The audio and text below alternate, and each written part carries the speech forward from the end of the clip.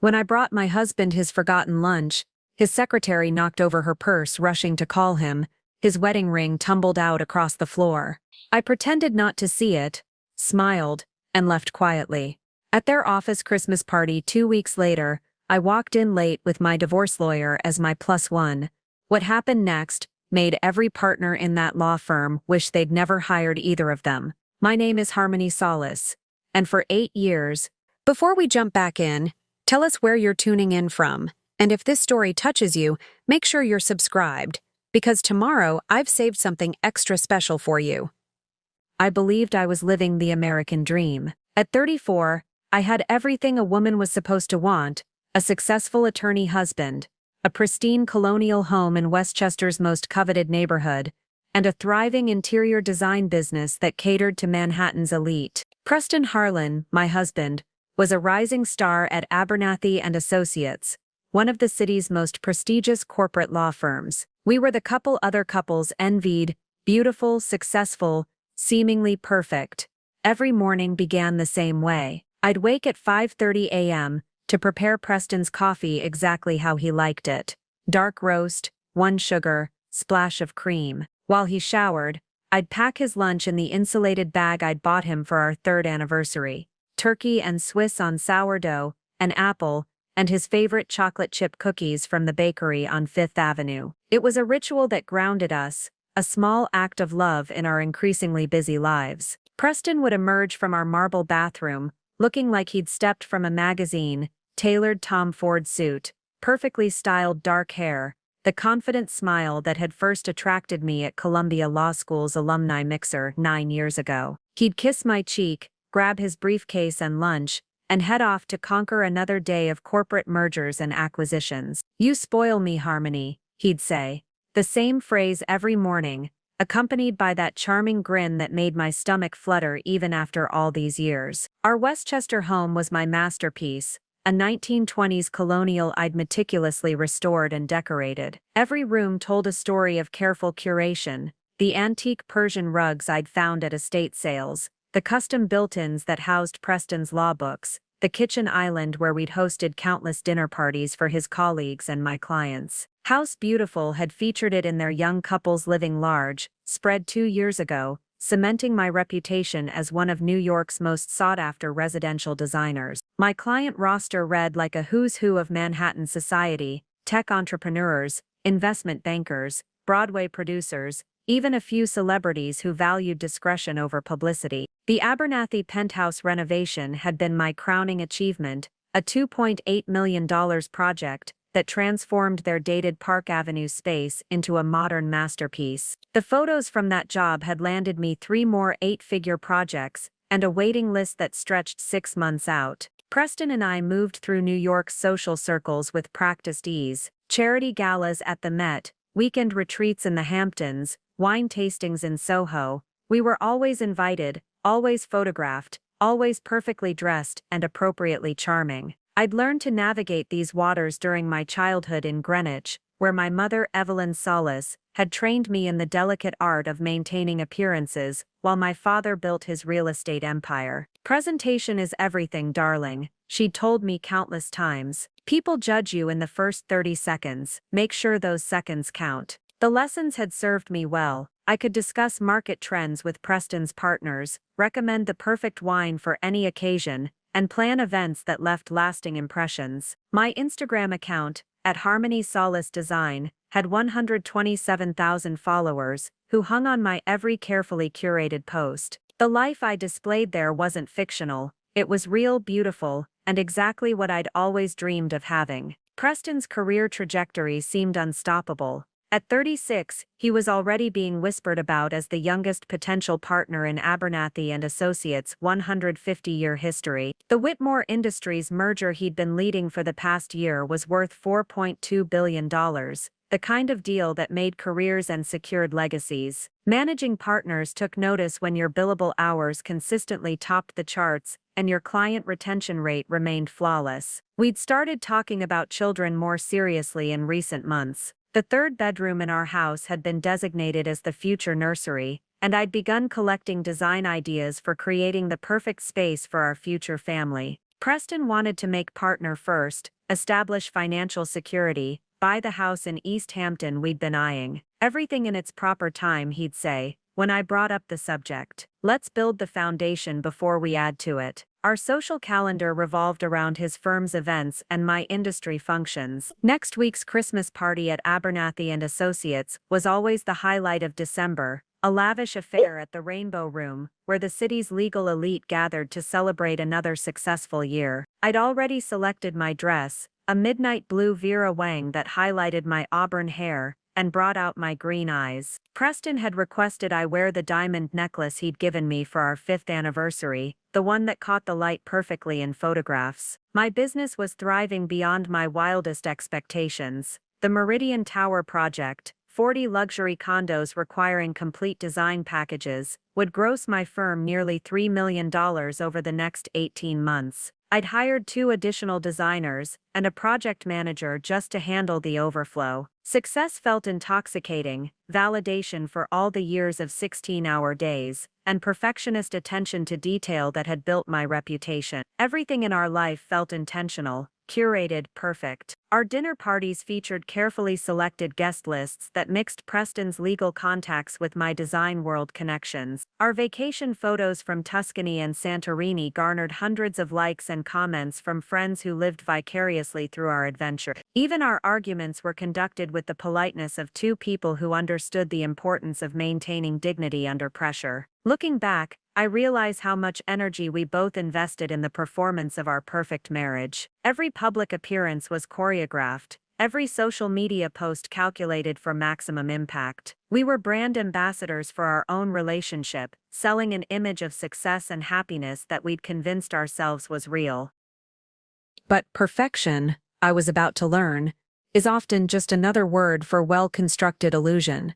And illusions, no matter how beautiful, can shatter with the sound of a wedding ring hitting a marble floor. December 14th started like any other Tuesday.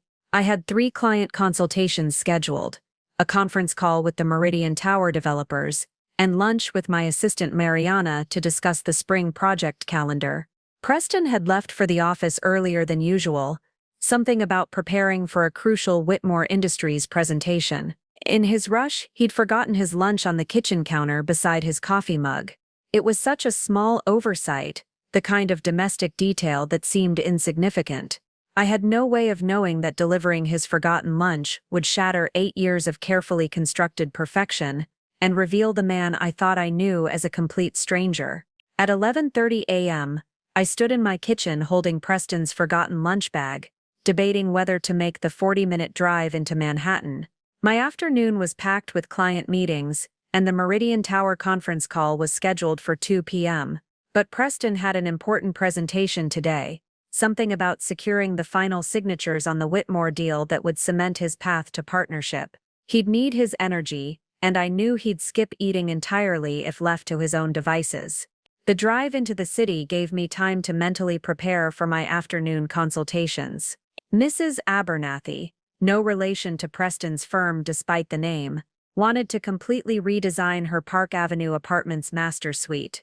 The project could easily run $800,000, and she'd specifically requested me after seeing my work in Architectural Digest. These were the clients who made my reputation, women who understood that exceptional design was an investment in lifestyle, not just decoration. Abernathy and Associates occupied floors 37 through 42 of a gleaming midtown tower, their reception area a monument to old money elegance and new money success. The walls displayed black and white photographs of the firm's founding partners alongside newer color portraits of current managing partners. Preston's photo would join them soon, once the partnership vote was finalized. At 36, he'd be the youngest face on that wall in the firm's history. Mrs. Harlan, the receptionist, a polished young woman whose name I'd embarrassingly forgotten despite meeting her dozens of times, smiled brightly. "How lovely to see you. Are you here for the lunch meeting?"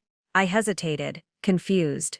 "Lunch meeting? Oh, I just assumed Mr. Harlan mentioned he had lunch plans today. Is everything all right?" "Yes, of course. He just forgot his lunch at home. I thought I'd drop it off before my afternoon appointments." She directed me toward the elevators with practiced efficiency. Preparing and narrating this story took us a lot of time, so if you are enjoying it, subscribe to our channel. It means a lot to us.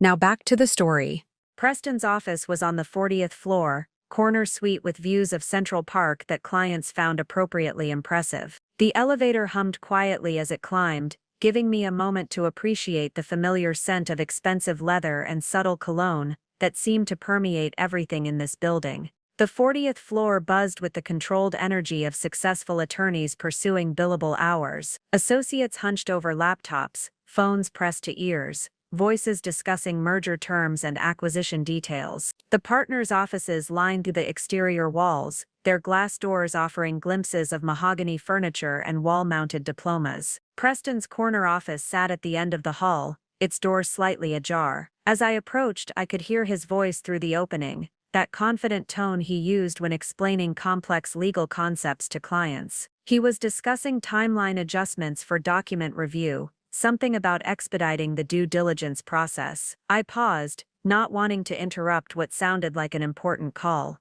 That's when I noticed her, Kathy Abernathy. Preston had mentioned her several times over the past year, always in the context of her exceptional organizational skills and attention to detail. She'd started as his secretary 18 months ago, fresh from NYU with a business degree and ambitions of attending law school herself. Preston had been impressed by her initiative, how quickly she'd learned the intricacies of corporate law procedures. She sat at her desk outside his office, blonde hair pulled back in a sleek chignon, wearing a charcoal gray dress that was both professional and subtly flattering. Her workspace was immaculately organized, files arranged by priority, calendar color-coded by client, fresh flowers in a small crystal vase that caught the afternoon light. Everything about her screamed competence and sophistication. I approached her desk with a smile. "Hi, Kathy. I'm Harmony, Preston's wife. We've spoken on the phone several times." Her face lit up with recognition, though something flickered in her blue eyes. Was it surprise? Discomfort? "Mrs. Harlan. Of course, it's so nice to finally meet you in person. Preston speaks about you constantly. He forgot his lunch this morning," I explained, holding up the insulated bag. "I was in the city for client meetings and thought I'd drop it off. I know how he gets when his blood sugar drops." She laughed, a musical sound that seemed genuine. "He does get rather grumpy when he's hungry. Let me tell him you're here." As she reached for her phone to call Preston's extension, her elbow caught the corner of her leather handbag, which sat precariously close to the edge of her desk. The bag tumbled to the floor with a soft thud, its contents scattering across the marble tiles. "Oh no," she exclaimed, immediately dropping to her knees to gather the spilled items. "How clumsy of me." I instinctively knelt to help, reaching for a tube of lipstick that had rolled under her chair. That's when I saw it, a flash of gold among the scattered contents. A ring, not just any ring, but a thick gold band that caught the overhead lights with familiar brilliance. My heart stopped. Preston's wedding ring. The one I'd watched him slide onto his finger 8 years ago at St. Patrick's Cathedral. The one engraved with our wedding date and the words "Forever Yours" in elegant script. The one that bore a small scratch on the band from when he'd accidentally scraped it against our car door last summer. For a moment, time suspended. I stared at the ring lying beside Kathy's scattered makeup, breath caught in my throat, mind struggling to process what I was seeing. Why would Preston's wedding ring be in his secretary's purse? Why wasn't it on his finger where it belonged? My hands moved automatically, helping gather her things while my brain spun through possibilities. Maybe he'd taken it off to wash his hands and asked her to hold it. Maybe it had slipped off. He'd lost weight recently from stress about the partnership decision. Maybe there was a perfectly innocent explanation that would make sense once I asked him about it. But even as I constructed these rational explanations, something cold and sick was spreading through my chest. The way Kathy's face had flushed when the bag fell, how quickly she'd scrambled to collect everything, her movements suddenly frantic rather than graceful. The slight tremor in her hands as she swept items back into her purse. "Thank you so much," she said breathlessly, accepting her compact mirror from my outstretched hand. "I'm usually much more coordinated than this." Handed her the lipstick I'd retrieved, watching carefully as she returned everything to her bag. The ring had vanished back inside, tucked away among the normal detritus of a working woman's life. Phone, wallet, breath mints, wedding ring that didn't belong to her. No problem at all, I replied, my voice sounding remarkably steady considering the earthquake happening inside my chest. We've all been there. She stood, smoothing her dress and checking her hair in the small mirror on her desk. The flush was fading from her cheeks, professional composure reasserting itself. When she looked at me again, her smile seemed forced, not quite reaching her eyes. Let me call Preston now, she said, reaching for her phone with hands that still trembled slightly. I watched her dial his extension, heard her explain that his wife was here with lunch, saw her nod at whatever he said in response. Everything looked normal, professional, exactly as it should. But I knew what I'd seen. Preston's wedding ring had been in his secretary's purse, and no innocent explanation could account for that fact. He'll be right out, Kathy said, hanging up the phone with a smile that didn't quite mask the tension around her eyes. He's just finishing up a call with the Whitmore executives. I nodded, settling into one of the leather chairs in the reception area outside Preston's office. My hands gripped the lunch bag tighter than necessary, knuckles white against the navy fabric. The ring's image burned in my mind, that distinctive scratch, the way it had caught the light, the familiar weight of gold I'd seen on Preston's finger every single day for 8 years. Can I get you some coffee while you wait? Kathy asked, her voice artificially bright. We have that Italian blend you mentioned liking when you called about Preston's birthday dinner reservations. The casual reference to our personal life sent another chill through me. How many details of our marriage had Preston shared with her? And why would he discuss something as intimate as my coffee preferences with his secretary? No thank you, I managed, watching her carefully. I have afternoon appointments, I can't stay long. She returned to her computer, fingers flying over the keyboard with practiced efficiency. But I noticed her glancing at her purse every few seconds, as if checking to ensure it was still securely closed. The bag sat now on the floor beside her desk, zipped tight and pushed well away from the edge. Preston's office door opened, and he emerged with that $1 million smile that had charmed judges, clients and me for nearly a decade. He looked every inch the successful attorney in his charcoal Armani suit, silk tie perfectly knotted, not a hair out of place. But something was different. My eyes went immediately to his left hand, and my stomach dropped. No wedding ring. Harmony. What a wonderful surprise, he said, crossing to kiss my cheek. His left hand rested on my shoulder, and I could see the pale band of skin where his ring should have been. You didn't need to drive all the way into the city just for lunch. You forgot it this morning, I said, holding out the bag while studying his face. I know how important today's presentation is. I didn't want you to be distracted by hunger. He accepted the lunch with apparent gratitude, but I caught something, a quick glance toward Kathy's desk, so brief I almost missed it. She was studiously focused on her computer screen, but the slight tightening around her eyes suggested she was listening to every word. You're an angel, Preston said, the endearment falling from his lips with practiced ease. The Whitmore meeting is in 2 hours. And I've been so focused on preparation I completely forgot about eating. Where's your ring? I asked quietly, the question emerging before I could stop myself. For just a moment, perhaps a tenth of a second, his expression faltered. Then the smile returned, accompanied by a casual laugh that sounded completely natural. Had to take it off earlier when I was reviewing documents with coffee, he explained, rubbing his finger absently. Must have left it in the washroom. You know how paranoid I get about staining important papers. The explanation sounded reasonable, delivered with Preston's usual confidence. But I'd lived with this man for 8 years, studied his face across 1,000 dinner tables,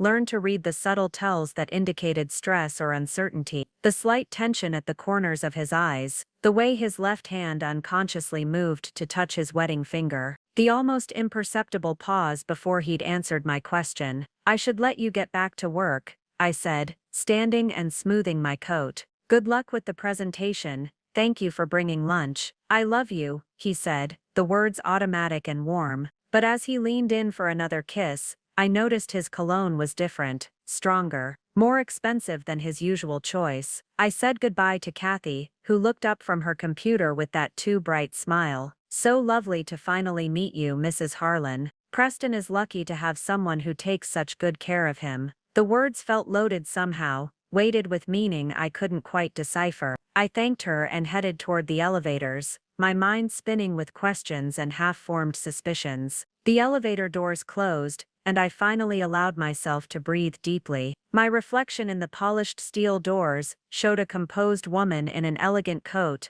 auburn hair perfectly styled, makeup flawless, but my green eyes betrayed the turmoil beneath the surface. I looked like someone trying very hard to maintain control while their world shifted beneath their feet. The ride down 40 floors gave me time to think. Preston's wedding ring in his secretary's purse, his casual explanation about washing his hands, the way Kathy had moved so quickly to gather her scattered belongings, her obvious discomfort when I'd helped retrieve her things. Maybe I was being paranoid. Maybe Preston had simply asked her to hold his ring while he washed his hands, and she'd forgotten to return it. Maybe the tension I'd sensed was just professional stress about the Whitmore deal. Maybe I was reading sinister meaning into perfectly innocent interactions. But as I walked through the lobby toward the parking garage, other memories began surfacing. Preston working late more frequently over the past 6 months, weekend calls from the office that seemed to last longer than necessary, the way he'd started password protecting his phone, claiming it was a new security requirement from the firm, his sudden interest in going to the gym, the new cologne, the subtle changes in his appearance that I'd attributed to career ambition. And there was something else, a nagging feeling that I'd been willfully blind to signs I should have noticed. The way he'd started mentioning Kathy's name more frequently in casual conversation. How he'd praised her organizational skills, her attention to detail, her dedication to staying late when important deals required extra work. I'd been pleased that he had such competent support, never considering that his appreciation might extend beyond professional admiration. My phone buzzed as I reached my car. A text from Preston. "Thank you again for lunch, you're amazing. See you tonight for dinner at Romano's, 7:30 reservation. Love you. Romano's." Our anniversary restaurant, where he'd proposed 3 years into our relationship. We hadn't been there in months, but he'd chosen it for tonight. Was this guilt? An attempt to assuage his conscience after I'd nearly discovered something I wasn't supposed to see. I sat in my car in the parking garage, staring at the text message, trying to reconcile the loving husband who remembered our special places with the man whose wedding ring I'd just found in another woman's purse. The fluorescent lights cast harsh shadows across my dashboard, making everything look cold and unfamiliar. For 8 years, I'd prided myself on knowing Preston completely. I knew he took his coffee black in the morning, but with cream in the afternoon. I knew he read legal briefs in bed when he couldn't sleep. I knew he called his mother every Sunday and sent flowers to his assistant on Administrative Professionals Day. But sitting in that garage, surrounded by the concrete and steel of Manhattan's underground, I realized how much I might not know about the man I'd married. And for the first time in our relationship, I was afraid to find out. I sat in my car for 20 minutes after receiving Preston's text, staring at the concrete walls of the parking garage while my mind raced through months of memories I'd never questioned before. The underground fluorescent lights buzzed overhead, casting everything in stark, unflattering clarity that seemed to mirror my sudden ability to see patterns I'd been blind to. Romano's reservation. Our special place. Preston had proposed there on a snowy February evening, 3 years into our relationship, the entire restaurant decorated with white roses he'd secretly arranged with the owner. The same restaurant where we'd celebrated every major milestone, his first major case victory, my first Architectural Digest feature, both our birthdays for the past 5 years. But we hadn't been there since our anniversary 6 months ago. Preston had claimed he was too busy with the Whitmore deal for romantic dinners, that we should wait until after he made partner to celebrate properly. So why Romano's tonight? Why the sudden gesture after months of canceled dinner plans and hurried takeout meals eaten while he worked on his laptop? My phone buzzed with a text from Mariana, my assistant. The 2 p.m. Meridian call has been moved to 2:30, Mrs. Chen's appointment confirmed for 4 p.m. Hope the lunch delivery went smoothly. Lunch delivery. Such an innocent phrase for what had just shattered my understanding of my marriage. I typed back a quick confirmation, my fingers trembling slightly as I tried to maintain the appearance of normalcy while my world tilted on its axis. I pulled out of the parking garage and into Manhattan traffic, but instead of heading directly to my office, I found myself driving aimlessly through Midtown, my subconscious working through memories while my conscious mind struggled to process what I'd witnessed. 6 months ago.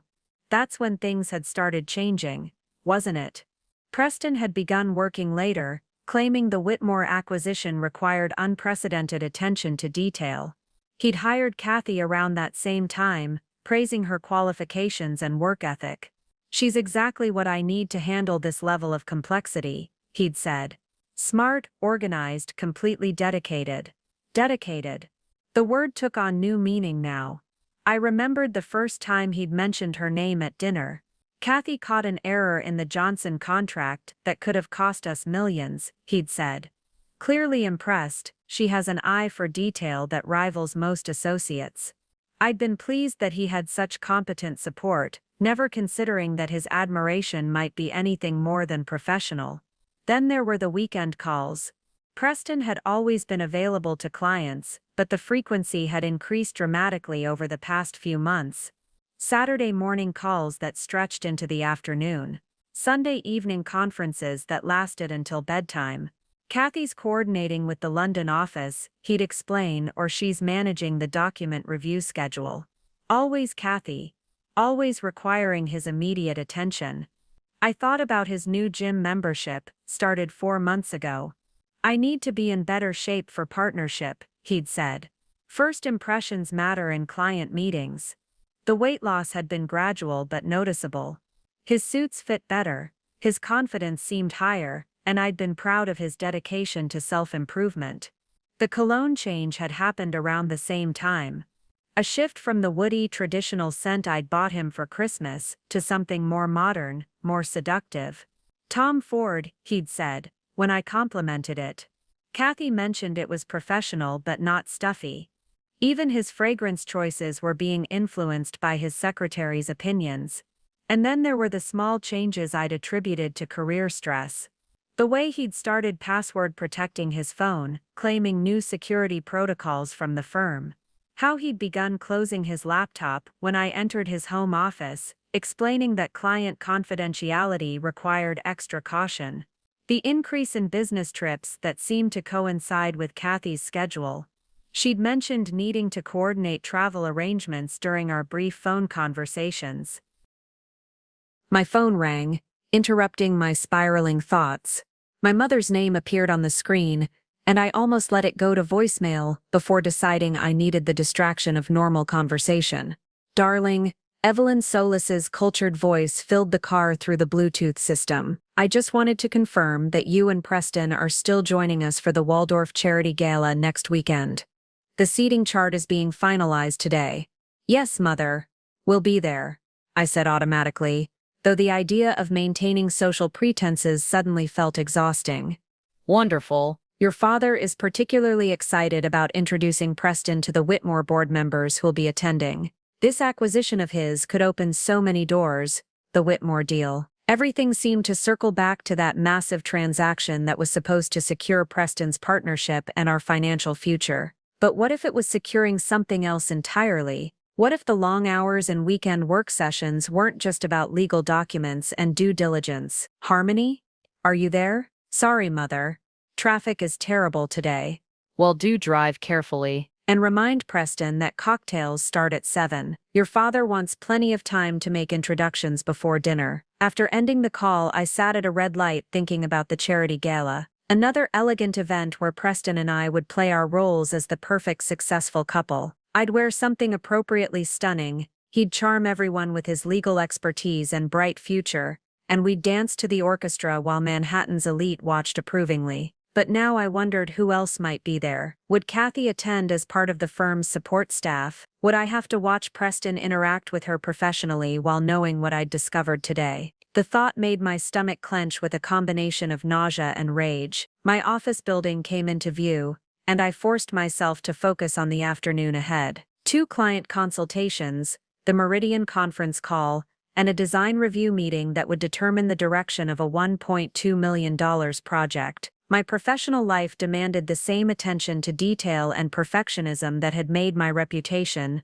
regardless of what was happening in my personal life. But as I pulled into my reserved parking space, I made a decision that surprised me with its clarity. I wasn't going to confront Preston tonight at Romano's. I wasn't going to demand explanations or accusations based on one shocking moment in his secretary's office. Instead, I was going to investigate. Carefully, methodically, with the same precision I applied to my design projects. If Preston was having an affair with Kathy, and the evidence was pointing in that direction, I needed to know the full scope of his deception before I acted. How long had it been going on? How serious was their relationship? What other lies had he told me? And most importantly, what did I want to do with whatever information I uncovered? I gathered my purse and portfolio, checking my appearance in the rearview mirror. The woman looking back at me appeared completely composed, auburn hair sleek, makeup perfect, green eyes clear and determined. She looked like someone in complete control of her life and circumstances. But inside,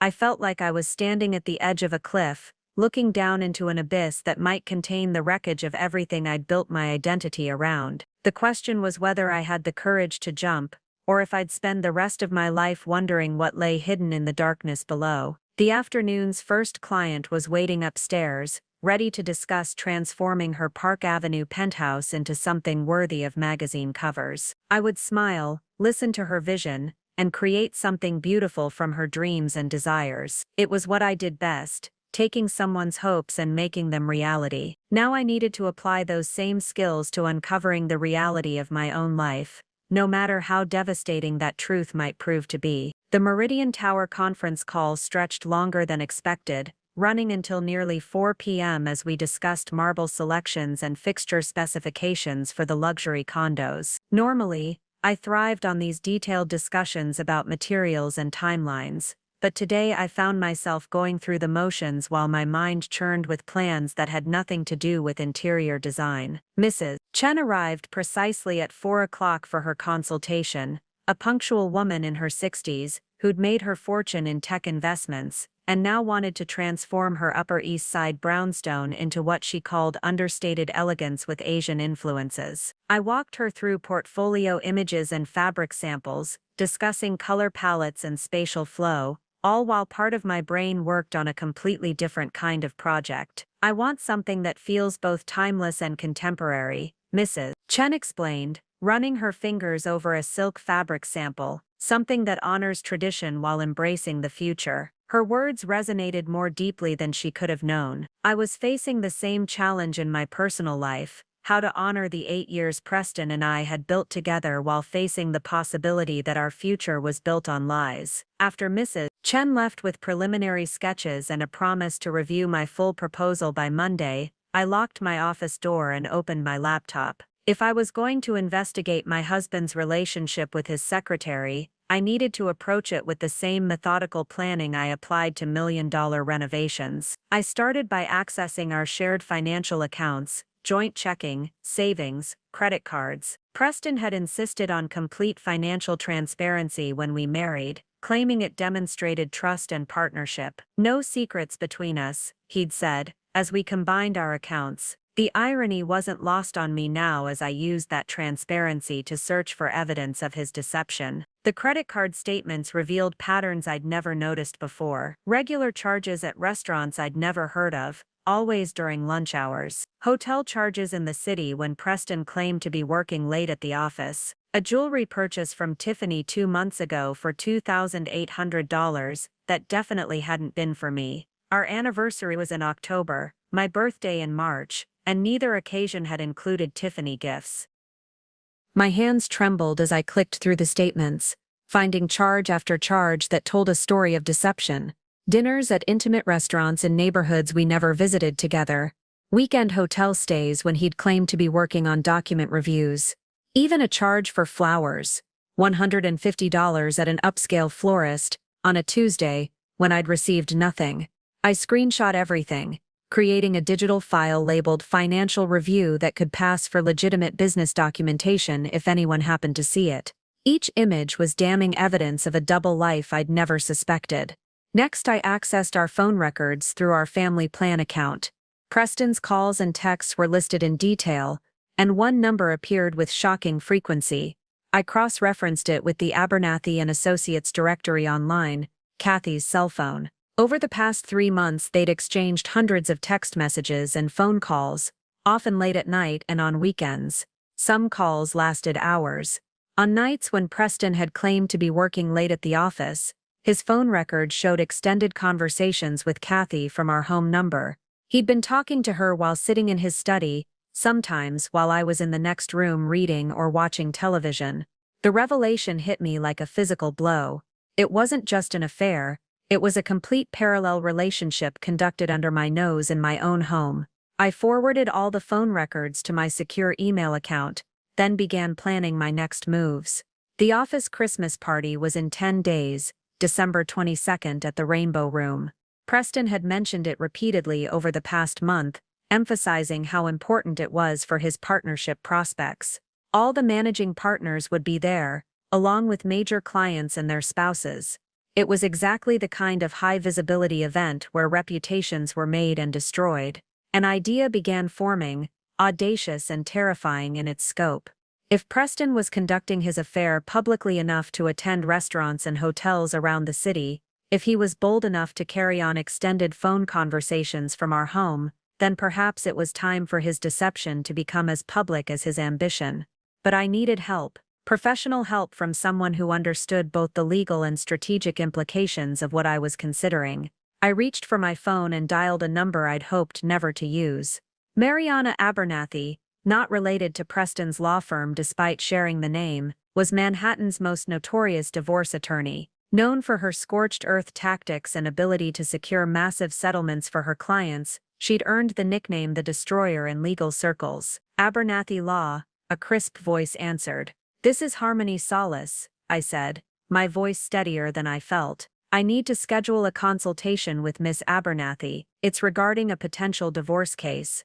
I can offer you an appointment next week. May I ask how you heard about our services?" I thought of Mrs. Henderson, a client whose divorce settlement had been splashed across the society pages 2 years ago. Mariana had secured her a $40 million settlement and custody of their children after exposing her husband's affairs with 3 different women. "Mrs. Henderson recommended her," I said. "Ah yes, let me check Miss Abernathy's schedule. Would tomorrow at 2 p.m. work for you?" Tomorrow, less than 24 hours to prepare for a conversation that would set in motion the end of my marriage. But Preston had made his choices over the past 6 months, conducting his affair with increasing boldness while I remained obliviously supportive of his career and our life together. "Tomorrow at 2 p.m. is perfect," I confirmed. As I hung up and began organizing the evidence I'd gathered, I realized that Preston's greatest mistake hadn't been having an affair. It had been underestimating the woman he'd married. He'd seen my perfectionism and attention to detail as charming domestic qualities, never considering that those same skills could be turned toward uncovering his deceptions. The office Christmas party was 10 days away.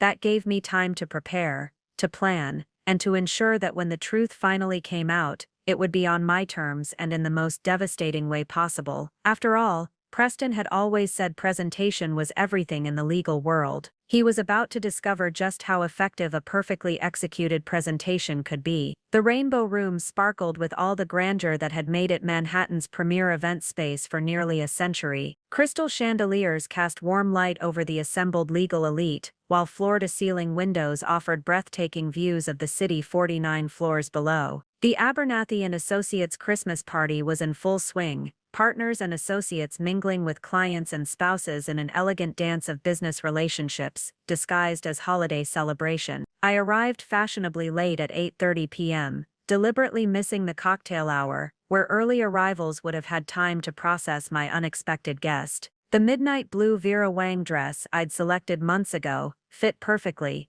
the diamond necklace Preston had given me, for our anniversary catching the chandelier light as intended. But tonight, everything that had once symbolized our perfect life together served a different purpose entirely. Mrs. Harlan, the hostess, greeted me warmly. "How lovely to see you. Your table is number 12, near the windows." "Thank you," I replied, scanning the room until I spotted Preston near the bar, resplendent in his Tom Ford tuxedo, champagne flute in hand, as he discussed something with senior partner Oscar Solis. Kathy stood nearby in a stunning emerald green gown that complemented her blonde hair perfectly, playing the role of dutiful secretary, while staying close enough to be included in the conversation. They looked comfortable together, I realized. Natural, like a couple who'd spent significant time in each other's company, learning each other's rhythms and preferences. The observation sent a familiar stab of pain through my chest, but it was followed immediately by something colder and more determined. Harmony. I turned to see Mariana Abernathy approaching, elegant in a black cocktail dress that managed to look both professional and devastating. At 45, she commanded attention in any room, her silver hair styled in a severe bob that framed sharp cheekbones and intelligent gray eyes. In the 10 days since our first consultation, she'd become my closest ally and strategic advisor.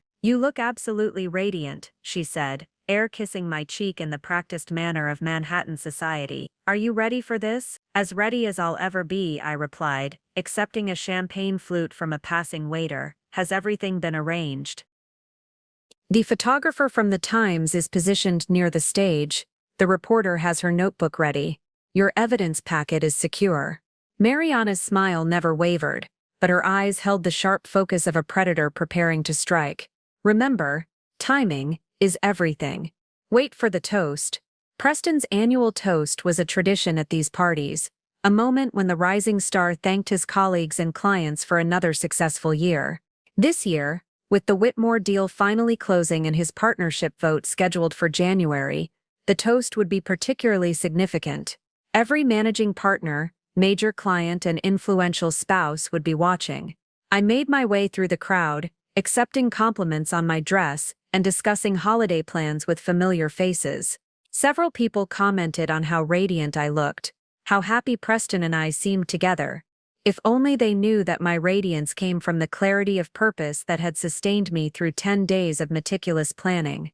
Harmony. Preston materialized at my elbow, his smile broad and genuine as he leaned in to kiss my cheek.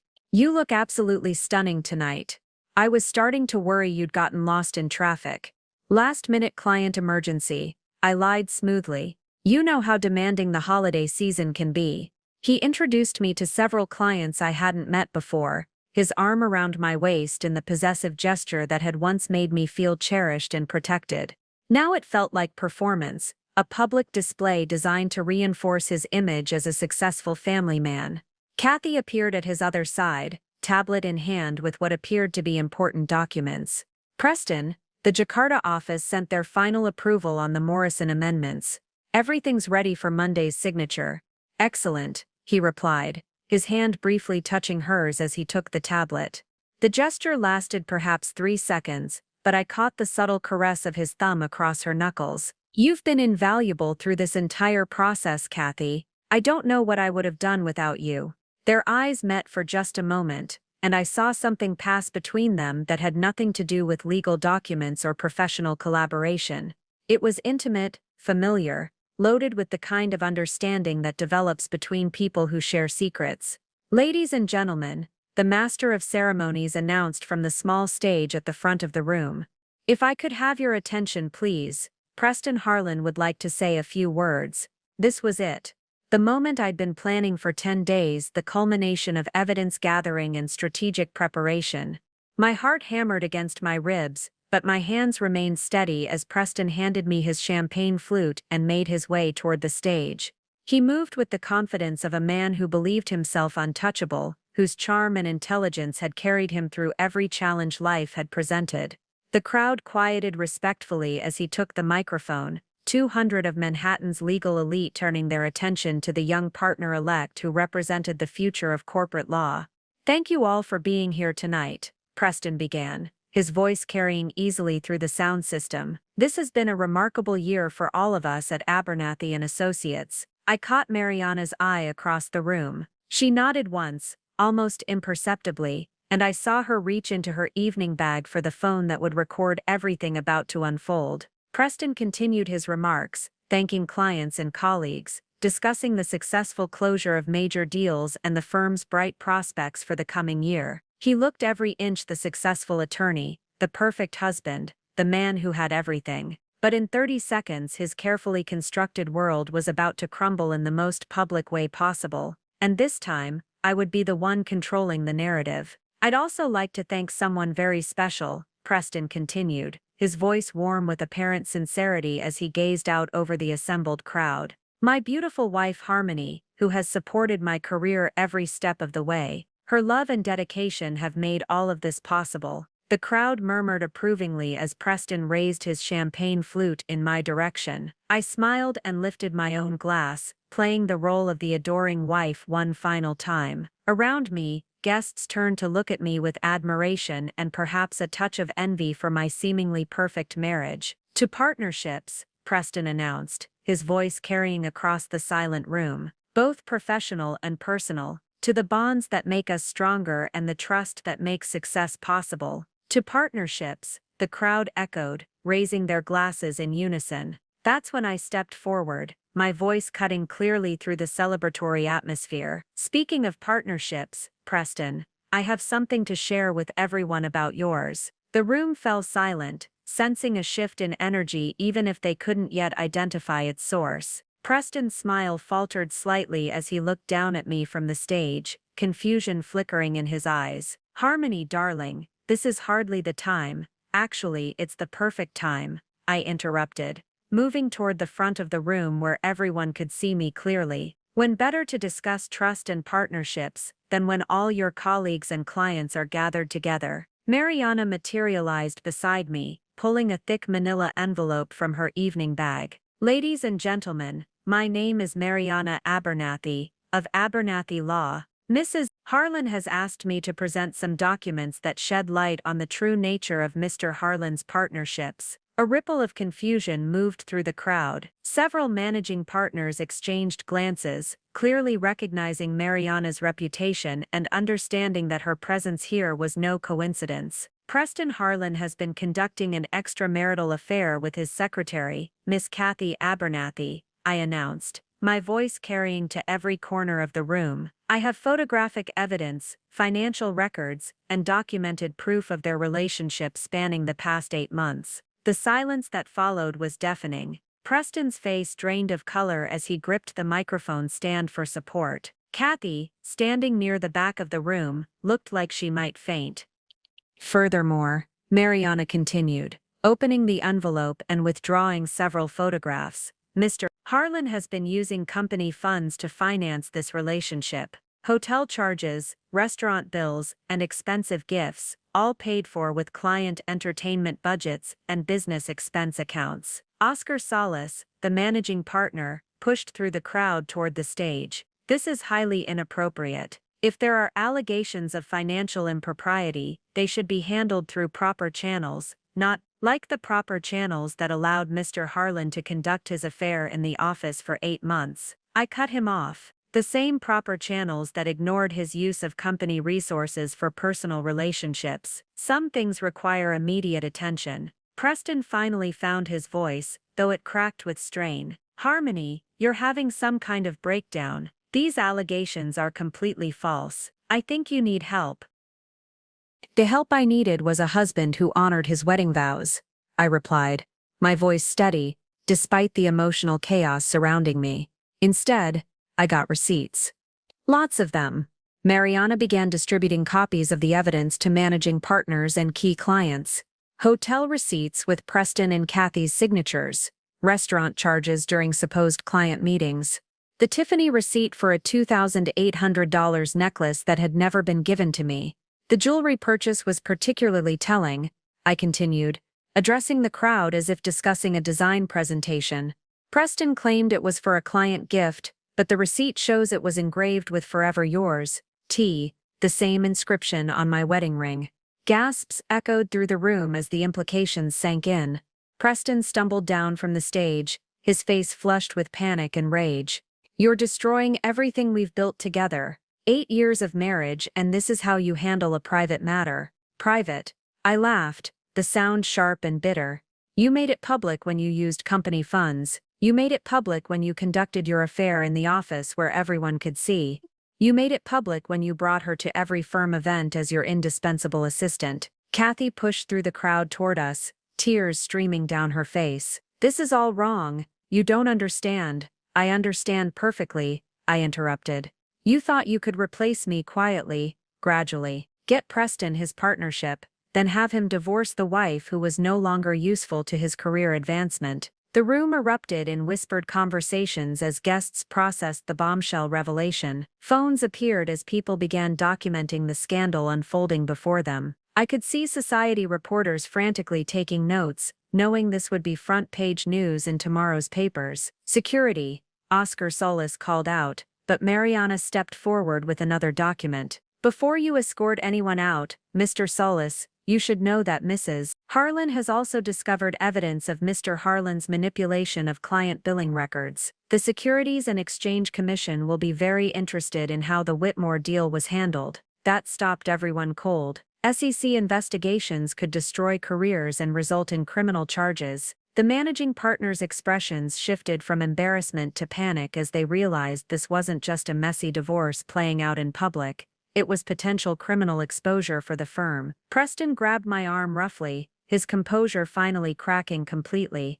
You vindictive bitch. You've just destroyed my career, my reputation, everything I've worked for. No, Preston, I replied, removing his hand from my arm with calm precision. You did that when you chose to betray our marriage and steal from your clients. I just made sure everyone found out at the same time. The crowd parted as hotel security arrived, summoned by the management who were clearly eager to end the spectacle. But the damage was done. Preston Harlan's carefully constructed image lay in ruins on the Rainbow Room floor, shattered as completely as champagne crystal. And for the first time in 8 years, I felt truly free. The hotel security guards approached cautiously, clearly uncertain about how to handle a domestic dispute involving Manhattan's legal elite. The Rainbow Room's management hovered nearby, desperate to contain the chaos threatening their venue's pristine reputation. Ma'am, sir, we're going to need you to take this discussion elsewhere, the head of security said diplomatically, his eyes darting between Preston's furious face and the crowd of influential witnesses. Of course,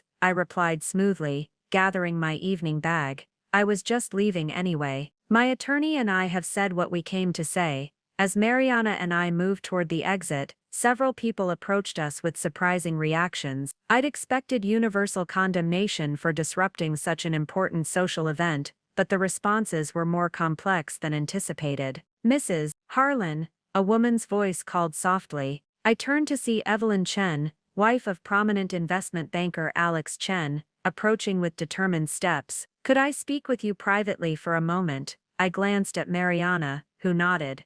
We have a few minutes. Evelyn led us to a quiet corner near the windows, away from the crowd still buzzing with shock and speculation. She was an elegant woman in her 50s, someone I'd seen at numerous society events but never really spoken with beyond polite pleasantries. What you just did took incredible courage, she said quietly, and I wanted you to know you're not alone in this experience. My eyebrows rose in surprise. I'm sorry. 3 years ago, I discovered my husband was having an affair with his assistant. The age-old cliché, she said with bitter humor. But when I confronted him privately, he convinced me it was a momentary lapse in judgment. I stayed quiet, kept the family together, maintained appearances. Evelyn's hands trembled slightly as she continued. 6 months later, I found out there had been others, many others. My silence had only emboldened him to continue. I wish I'd had your strength to expose it publicly from the beginning. Are you still married? Mariana asked professionally. Divorced now, but it took 2 more years and cost me millions in settlement negotiations. He used my initial silence against me, claimed I'd condoned his behavior by not immediately demanding separation. Evelyn's expression hardened. What you did tonight will strengthen your position enormously. Another voice interrupted our conversation. Mrs. Harlan. We turned to see a young woman approaching hesitantly. She looked to be in her mid-20s, professionally dressed, but clearly shaken by the evening's events. I'm sorry to interrupt, she said nervously. My name is Porter Abernathy. I work at Davidson and Associates downtown. I know this is terrible timing, but I wanted you to know that what happened to you, it's not isolated. Mariana's interest sharpened immediately. What do you mean? Porter glanced around nervously, before continuing. Preston Harlan has a reputation in the legal community. There have been whispers about inappropriate relationships with support staff for years, but no one ever came forward publicly because he's charming, successful, and well-connected, I finished. And the women involved were young employees who couldn't afford to make enemies. Exactly. Porter pulled out her business card. If you decide to pursue this further, criminally or professionally, there are others who might be willing to support your case. Women who left positions abruptly, who signed non-disclosure agreements, who were pressured into silence. I accepted her card, understanding dawning. You're saying Preston has done this before. I'm saying powerful men rarely limit their predatory behavior to one victim, Porter replied carefully. And sometimes it takes one person being brave enough to speak publicly before others find the courage to share their experiences. As we spoke, I noticed several managing partners from Abernathy and Associates huddled in intense conversation near the bar.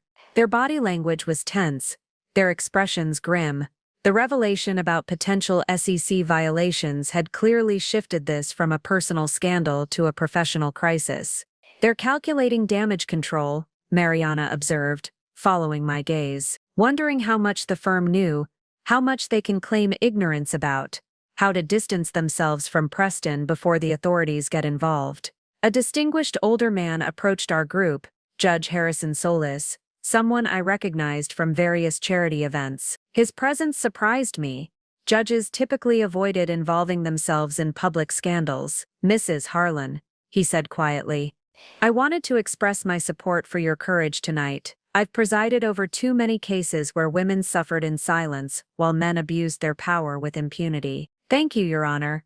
I also wanted you to know that if criminal charges are filed related to the financial improprieties you've uncovered, the court system will take them very seriously. Men who steal from clients while conducting affairs show a pattern of believing themselves above the law. His words carried unmistakable weight.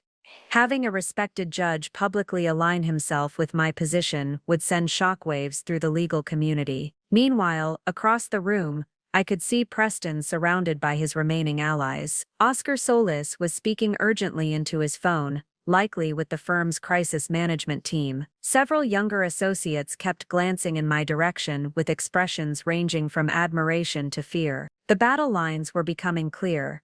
On one side, Preston and the institutional power structure that had protected and promoted him. On the other, a growing coalition of women who'd experienced similar treatment, legal professionals who valued integrity over connections, and influential voices willing to support accountability over reputation management. This is just the beginning, Mariana murmured as we prepared to leave. Once the story breaks tomorrow, there will be a feeding frenzy. Media attention, professional investigations, other victims coming forward. I nodded, accepting the reality that my life was about to become a very public battleground. But for the first time in months, I felt like I had an army behind me, instead of facing the fight alone. As we walked toward the elevators, my phone buzzed with text messages from friends who'd heard about the confrontation. Some offered support, others expressed shock, a few suggested I should have handled things privately, but the message that mattered most came from an unknown number.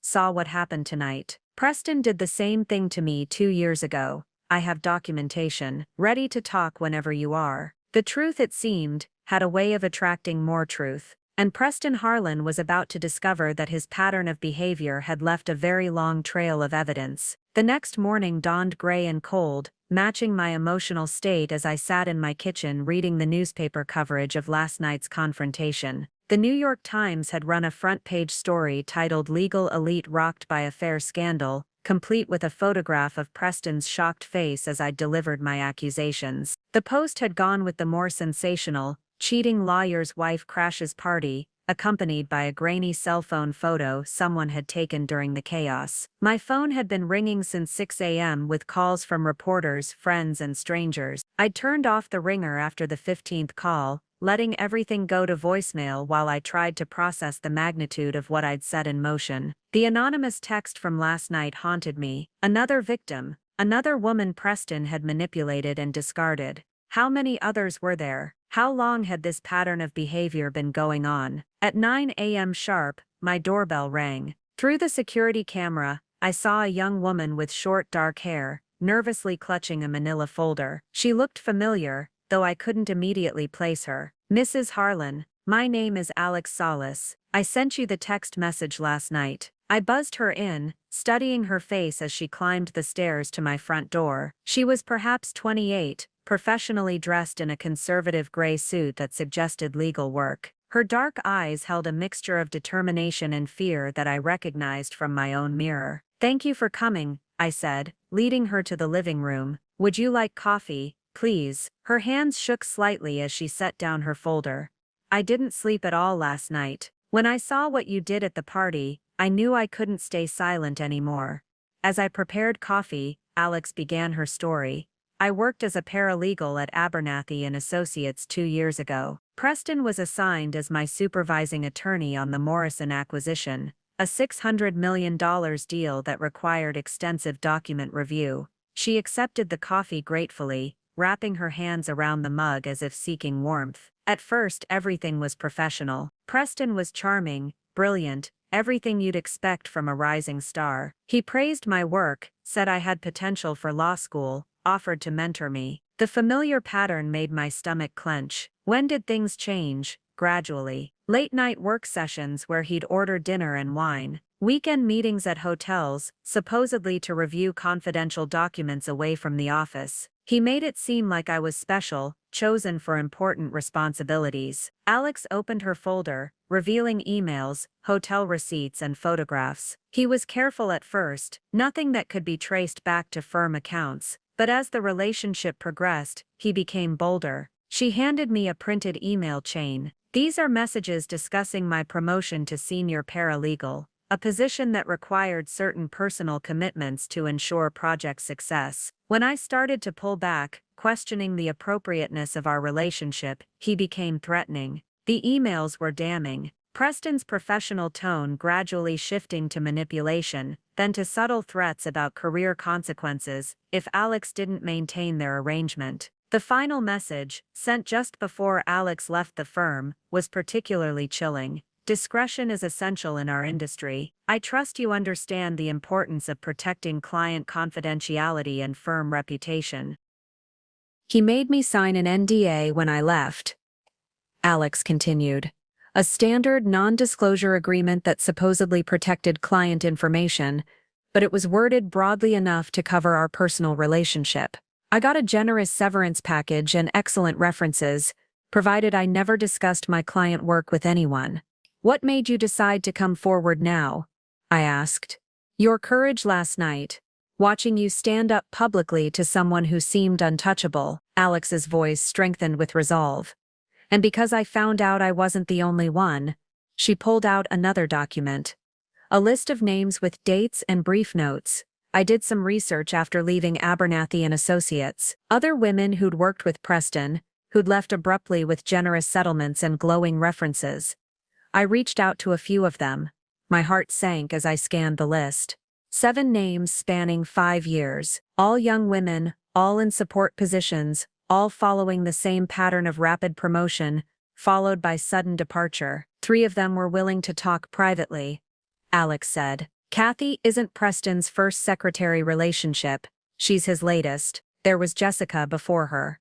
And Monica before that. Each one lasted about a year before he moved on to someone new." The scope of Preston's deception was breathtaking. This wasn't just an affair, it was a systematic pattern of exploiting young women under his professional authority. "There's more," Alex said quietly. "The financial irregularities you mentioned last night aren't limited to personal expenses. Preston has been manipulating client billing records for years, inflating hours and charging personal expenses to client accounts. I have documentation of at least $200,000 in fraudulent billing over 2 years." She handed me a USB drive. Bank records, email correspondence, billing statements, everything I copied before I left the firm. "I thought about going to the authorities at the time, but he had too much power, and you were just starting your career." I finished. "I understand completely." My phone rang, interrupting our conversation. Mariana's name appeared on the screen. "Harmony, we need to meet immediately," she said, without preamble. The SEC called this morning. They're opening a formal investigation into Abernathy and Associates, based on your allegations last night. They want to interview you this afternoon. I looked at Alex, who had gone pale at the mention of the SEC. I'm not alone in this. There are other victims ready to come forward. Even better, bring whoever you have to my office at 2 p.m. We're going to need all the evidence we can gather. After hanging up, I turned to Alex.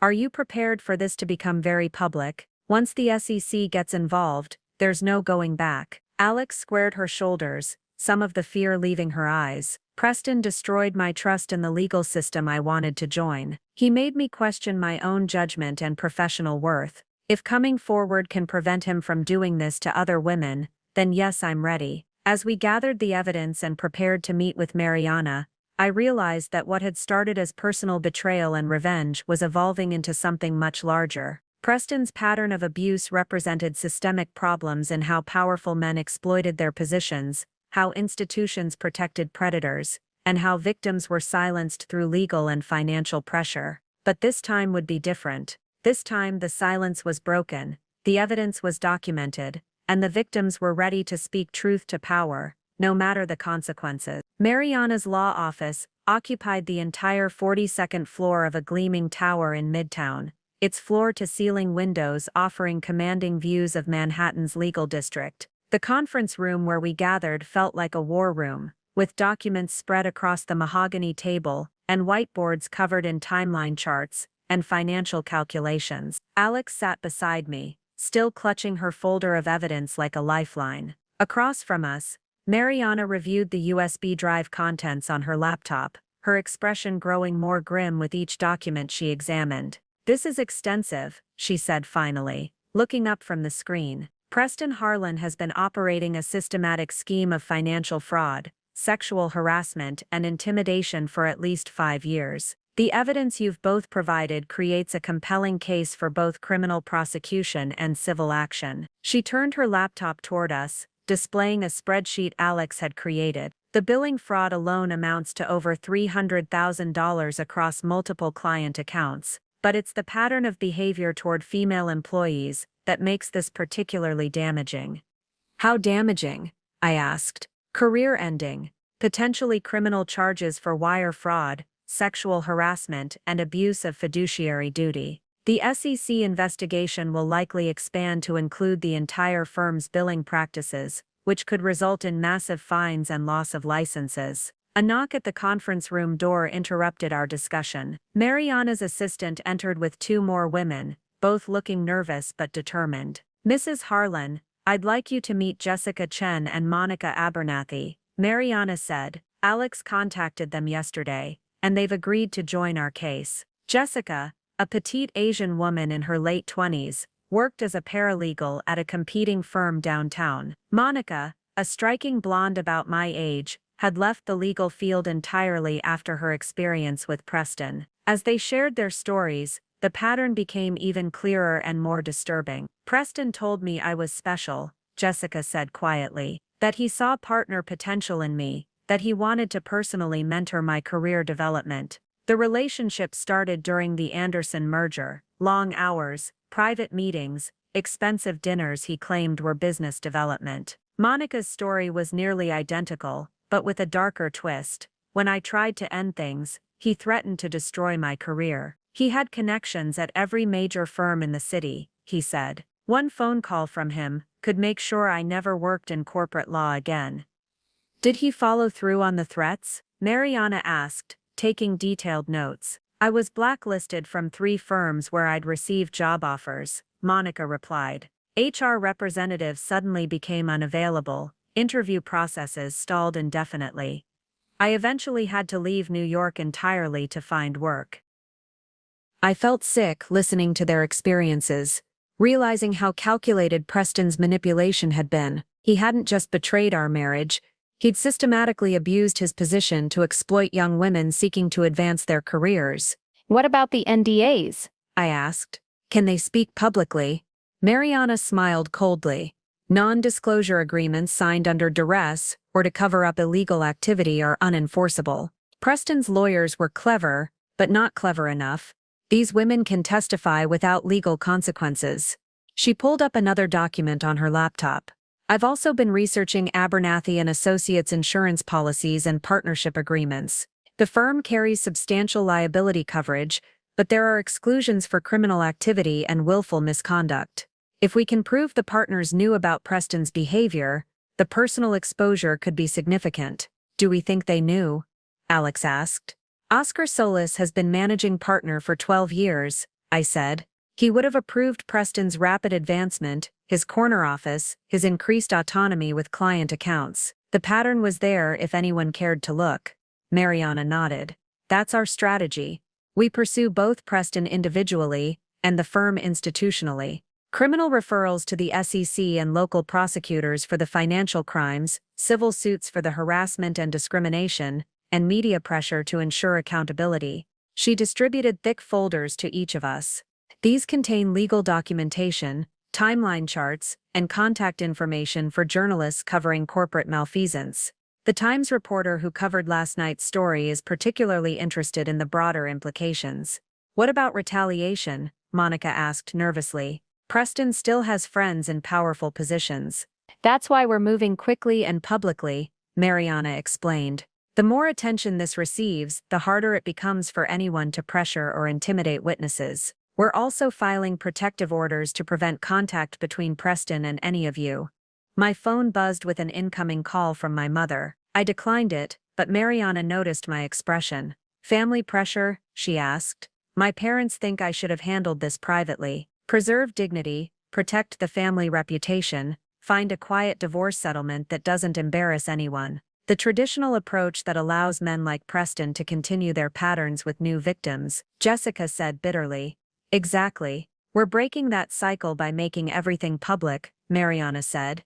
But you need to prepare for significant pushback from your social circle. People will try to convince you that you're overreacting, that you should think about Preston's career and reputation. His career and reputation should have been his concern when he chose to steal from clients and manipulate employees, I replied firmly. Mariana's assistant knocked again, entering with urgent news. The SEC investigator called. They want to schedule interviews with all the witnesses for tomorrow morning. And there's something else. Abernathy and Associates just announced that Preston Harlan has been placed on administrative leave pending an internal investigation. A cheer went up around the table. The firm was already distancing itself from Preston, recognizing the liability he represented. His career was effectively over, regardless of what criminal charges might follow. This is happening faster than I expected, Mariana said, clearly pleased. Preston's allies are abandoning him, which means he'll be increasingly desperate. We need to be prepared for him to lash out. As if summoned by her words, my phone rang again. This time Preston's name appeared on the screen. I looked at Mariana, who nodded and activated a recording app. Hello, Preston, I answered, putting the call on speaker. Harmony.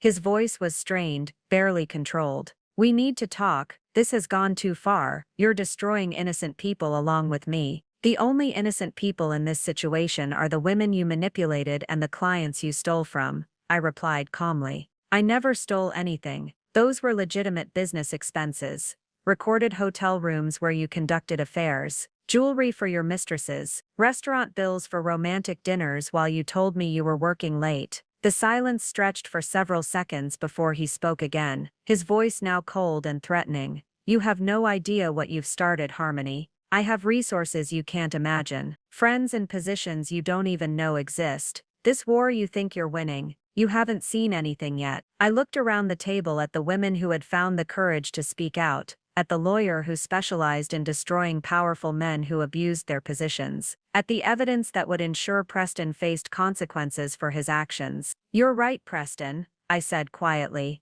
I haven't seen anything yet, but neither have you. The threatening phone call was just the beginning. Over the next 48 hours, Preston's desperation manifested in increasingly aggressive attempts to undermine our case and intimidate the women who had come forward. What I hadn't anticipated was how quickly my own social circle would turn against me, pressured by connections to Preston's powerful allies. The first blow came from my own family. My mother arrived at my house unannounced Thursday morning, her face tight with the controlled fury I remembered from childhood disappointments. Julia Elizabeth, she said, using my full name in the tone that had once made me shrink with shame. Do you have any idea what you've done to this family's reputation? I led her to the living room, noting how she examined the space with critical eyes, as if looking for signs of the emotional breakdown she clearly expected to find. I exposed a criminal, Mother. I protected other women from being victimized. I stood up for myself after years of betrayal.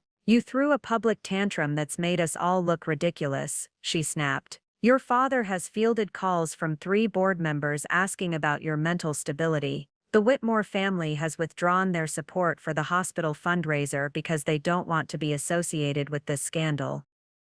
She pulled out her phone, showing me a gossip blog post titled, "Socialites' Revenge Gone Wrong." The article painted me as an unstable wife who had fabricated allegations against a successful husband, complete with anonymous quotes, suggesting I'd been struggling with infertility-related depression. Preston's public relations team is very good, my mother continued coldly. They're positioning you as the troubled wife of a brilliant attorney who made one mistake. Your credibility is being systematically destroyed while you play amateur detective. Let them try, I said, though the words stung more than I wanted to admit. The evidence speaks for itself. Evidence that could disappear if the right pressure is applied to the right people. Alex Solis has already received a job offer in Seattle. A very generous offer that would require her to relocate immediately and sign additional confidentiality agreements. My blood chilled. How do you know about Alex? Because Oscar Solis is your father's golf partner, and they've been discussing how to contain this situation before it destroys multiple careers. Alex's father works for a company that does significant business with ours. One phone call could change her family's financial situation dramatically. The revelation hit me like a physical blow. The network of connections and mutual dependencies that made Manhattan's elite function was being weaponized against the women brave enough to speak out. Preston wasn't fighting this battle alone. He had the entire power structure supporting him. My phone rang, interrupting the tense conversation. Mariana's name appeared on the screen. I need to take this, I told my mother, stepping into the kitchen for privacy. We have problems, Mariana said without preamble. Jessica Chen just called. Her firm received an anonymous tip about alleged ethical violations in her work, triggering an internal investigation. Monica's landlord in Boston suddenly discovered code violations in her building and is threatening eviction unless expensive repairs are made immediately. They're going after everyone, I said, feeling the walls closing in. It gets worse. The Times reporter who was investigating the story has been reassigned to cover City Hall. Her editor claimed it was routine rotation, but she suspects pressure from above. And the SEC investigator postponed our interviews indefinitely, citing the need to verify witness credibility. I leaned against the kitchen counter, overwhelmed by the coordinated nature of the attack. Preston had claimed to have resources and friends in positions I couldn't imagine, and he was proving it systematically. There's more, Mariana continued. I received a call from opposing counsel this morning. They're prepared to offer you a substantial settlement, enough to buy a house in the Hamptons and maintain your current lifestyle, if you agree to drop all allegations and sign a comprehensive NDA. How substantial? $12 million, plus guaranteed contracts for your design business with 3 major real estate developers. It's enough to disappear comfortably and never work again if you choose. The offer was staggering, designed to be tempting enough to overcome principle and pride.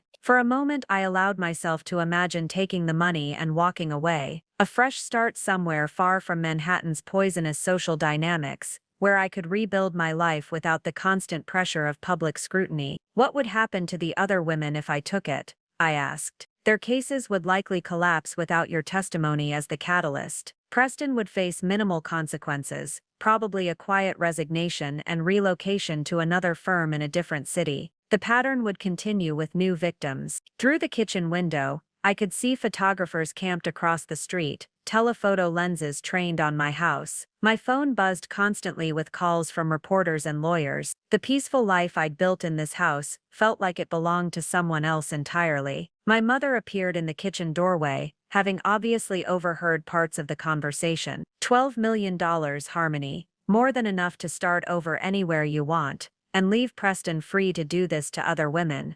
That's not your responsibility. You've made your point. Take the money and move on with dignity and tact. But as I stood there, I thought about Alex's shaking hands as she'd described Preston's threats, about Jessica's career being sabotaged for speaking truth, about Monica having to flee New York entirely to escape retaliation, about all the women who might come after them if powerful men learned they could buy their way out of accountability with enough money and pressure. No, I said, finally surprising myself with the firmness of my voice. I'm not taking their money. My mother's expression hardened. Then you're on your own. Your father and I cannot support a decision that damages our family's standing in this community. If you choose this path, you choose it without us. After she left, I called Mariana back. I'm not taking the settlement. I was hoping you'd say that, she replied. Because I have a counter strategy. It's risky, and it requires you to be willing to go even more public than you already have. But if it works, we can turn Preston's pressure campaign against him.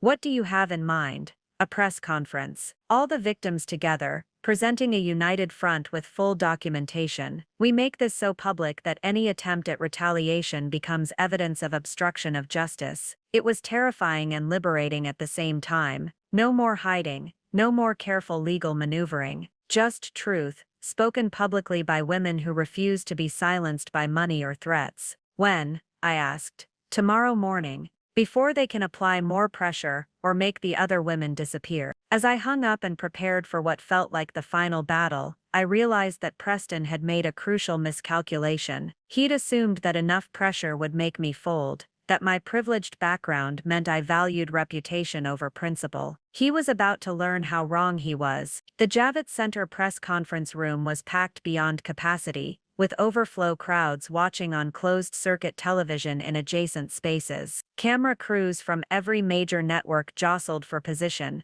while reporters lined the walls with notepads and recording devices. The energy was electric, charged with the anticipation of a story that had already captivated the nation's attention.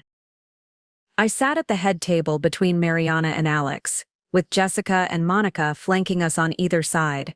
2 additional women had joined us overnight, former Abernathy and Associates employees, who had found the courage to come forward after seeing our determination to proceed despite the mounting pressure. Ladies and gentlemen, Mariana began, her voice carrying clearly through the sound system. We are here today to address systematic sexual harassment, financial fraud, and institutional cover-up at one of Manhattan's most prestigious law firms. The room fell silent, except for the clicking of camera shutters. I could see reporters frantically typing on their phones, already filing preliminary stories about what promised to be a bombshell revelation. Preston Harlan's pattern of predatory behavior spans 5 years and involves at least 7 women we've identified so far. Mariana continued.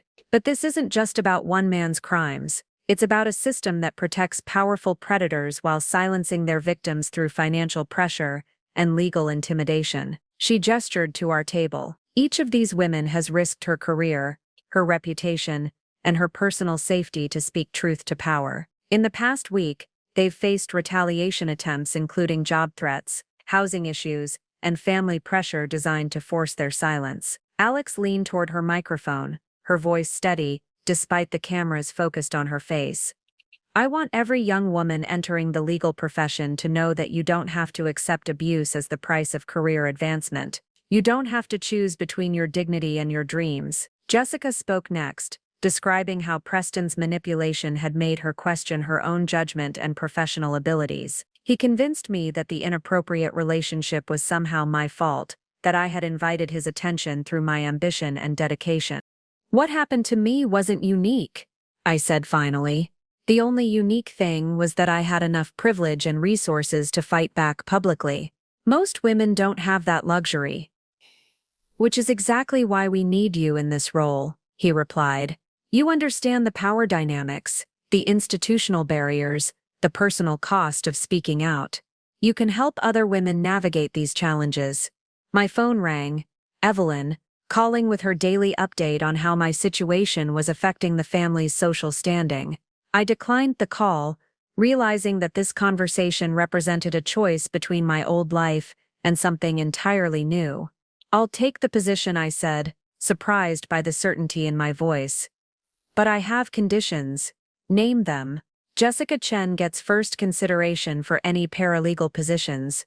Alex Solis receives a full scholarship if she decides to attend law school, and Monica Abernathy gets consulting work helping us develop our victim support protocols. Alex Chen smiled, extending his hand. Consider it done. When can you start? Monday, I replied, shaking his hand firmly. I have a feeling we're going to be very busy.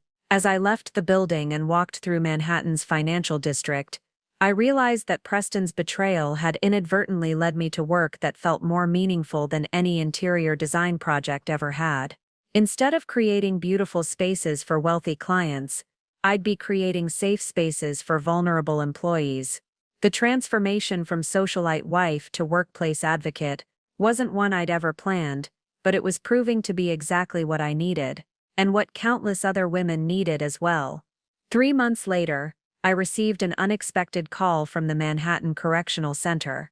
Preston was requesting a meeting, his first attempt at contact since his guilty plea and sentencing.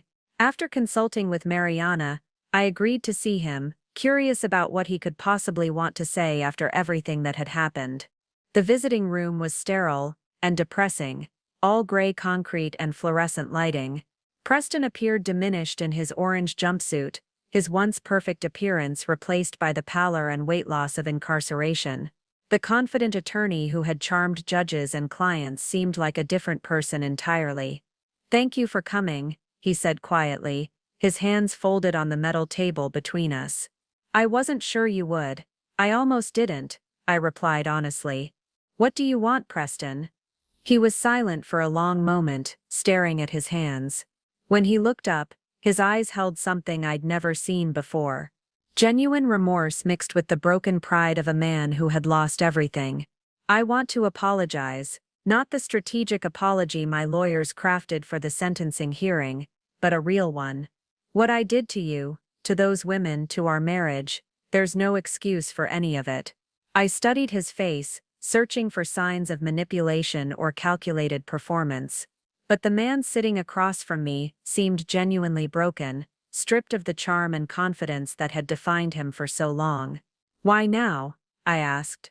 "Why after months of legal battles and public humiliation?" "Because I've had time to think. Really think, without distractions or enablers, or people telling me what I wanted to hear." He gestured around the visiting room. "This place has a way of forcing honesty. And what honest conclusions have you reached?" "That I became a predator, not accidentally, or gradually, deliberately.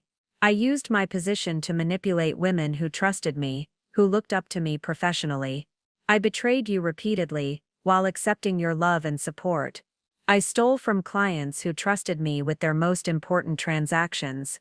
His voice cracked slightly as he continued. "I convinced myself I deserved all of it, the affairs, the money, the admiration, because I was brilliant and successful. I thought the rules didn't apply to me, because I was special. And now I'm a convicted felon in prison, and every woman I claim to care about is better off without me in their lives. Kathy included. She's in therapy, working to understand how I manipulated her into participating in something that destroyed both our careers." I felt an unexpected pang of sympathy for Kathy, remembering how young and vulnerable she'd seemed that day in Preston's office. She'd been a victim too, even if I hadn't been able to see it at the time. "What do you want from me, Preston?" I asked again. "Nothing," he said, and for the first time in our conversation, he met my eyes directly. "I don't want forgiveness, or reconciliation or understanding. I just wanted you to know that I finally understand what I did. To you, to them, to myself." He paused, then continued more quietly. "I also wanted you to know that what you did, exposing everything publicly, fighting back instead of suffering in silence. It was brave, braver than anything I ever did in my entire career. It was necessary," I corrected. "Not brave, necessary. For other women, yes, but also for you. The harmony I married would have handled this privately, quietly, the way your mother wanted. She would have preserved appearances, and suffered in silence. The woman sitting across from me now is stronger than I ever gave you credit for." I realized he was right. The woman who had discovered his ring in Kathy's purse would have confronted him privately, demanded explanations, maybe threatened divorce. She wouldn't have had the courage or clarity to expose his crimes publicly and fight the entire power structure that protected him. I'm different now, I acknowledged. Everything that happened forced me to become someone new. Someone better, he said quietly. I've read about your work at Chen and Associates. You're helping women I hurt, and others like them. You turned my betrayal into something positive. As our time ended and guards prepared to escort him back to his cell, Preston spoke one final time. I hope someday you can look back on this and see it as the beginning of your real life, not just the end of our fake one. Walking out of the correctional center into the bright afternoon sunlight, I realized he was right. The perfect life I'd thought I was living had been an elaborate performance, maintained through willful blindness and social conditioning. The life I was building now, messy, public, challenging but authentic, was entirely my own. 1 year after finding Preston's wedding ring in Kathy's purse, I hosted a dinner party in my new apartment overlooking Central Park. The space was smaller than the Westchester house I'd sold, but it felt infinitely more authentic, decorated with pieces I'd chosen for personal meaning rather than social impression, filled with people who knew my story and supported my journey. Alex Solis sat at my dining table, now a first-year law student at Columbia with a full scholarship funded by the Victim Advocacy Foundation we'd established. Jessica Chen had joined my team at Chen and Associates as a paralegal, her experience with Preston's manipulation making her invaluable in helping other victims navigate their own cases. Monica Abernathy flew in from Boston, where she'd rebuilt her career in corporate compliance, helping companies audit their policies before scandals erupted. To second chances, I said, raising my glass of wine as the evening wound down, and to the courage to take them. To women who refuse to stay silent, Alex added, her glass joining mine. To justice served publicly, Jessica contributed with a satisfied smile. To friendship forged in battle, Monica concluded, and we clinked glasses with the easy camaraderie of people who had survived something together. As my guests prepared to leave, Mariana lingered in my kitchen, helping load the dishwasher with the casual intimacy of someone who had become both colleague and close friend. Have you seen the Times article about the Workplace Justice Act? She asked, referencing the federal legislation that had grown out of our case and the movement it sparked. Evelyn sent me the link this morning, I replied, noting how natural it felt to reference my mother by her first name rather than the formal mother of my previous life. Our relationship had evolved into something more honest after she'd realized that my disgrace had actually elevated the family's profile in progressive circles. 43 major corporations have implemented new harassment reporting protocols based on your framework, Mariana continued. The Chen and Associates model is becoming the industry standard. I smiled, remembering how terrified I'd been that first day in Alex Chen's office,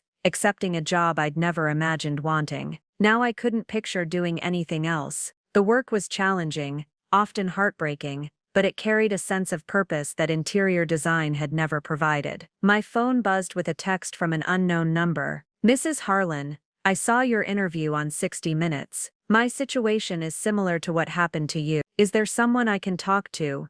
I showed the message to Mariana, who shook her head with familiar frustration. They never stop coming, she said. Every week, more women find the courage to speak out. Good, I replied, already mentally composing my response to connect this woman with resources and support. The silence is broken now, it can't be rebuilt. As Mariana left and I settled into my living room with a final glass of wine, I reflected on the journey from that shocking moment in Preston's office to this quiet evening surrounded by genuine friends. The price of authenticity had been steep: social ostracism, financial uncertainty, family strain, and public scrutiny that sometimes felt overwhelming. But sitting in my apartment, looking out at the city lights and thinking about the women whose lives had been changed by our collective courage to speak truth to power, I knew I wouldn't trade this messy, challenging real life for the beautiful illusion I'd lost. The perfect wife was gone forever. In her place was someone I actually respected, a woman who had chosen justice over comfort, authenticity over appearance, and solidarity over silence. The transformation was complete, and for the first time in years, I was genuinely proud of who I had become. Preston had been right about one thing during our final conversation. This hadn't been the end of my life at all. It had been the beginning of the life I was always meant to live. Up next, you've got 2 more standout stories right on your screen. If this one hit the mark, you won't want to pass these up. Just click and check them out. And don't forget to subscribe and turn on the notification bell so you don't miss any upload from us.